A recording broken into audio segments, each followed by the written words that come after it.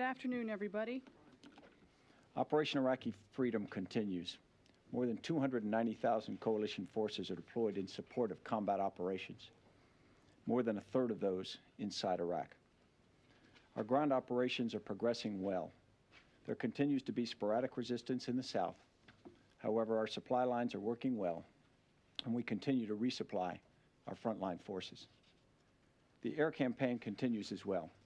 We flew more than 1,000 sorties over Iraq yesterday, mostly against Iraqi regime and leadership targets, command and control, and Republican Guard divisions. Our forces have fired more than 675 tomahawks and dropped more than 6,000 precision-guided munitions since operations began. Munitions on a leadership compound in Baghdad.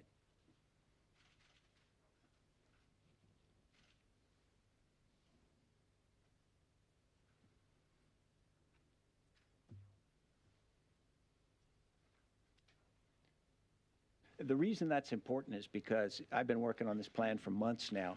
In fact, the force flow was determined months ago to include the order of forces moving and when they would go. And deployment orders were signed before we even were sure that we would have to have hostilities. So all of those were identified in the pipeline. So if anybody takes an inference that this is reinforcements based upon what's happened in the first week of the war, that would be incorrect. 15 dropping precision-guided munitions on a leadership compound. The scale is such that you think you need to request more forces? No, exactly. What we did was we set into place a plan that had a flow of forces that came along that could be turned off.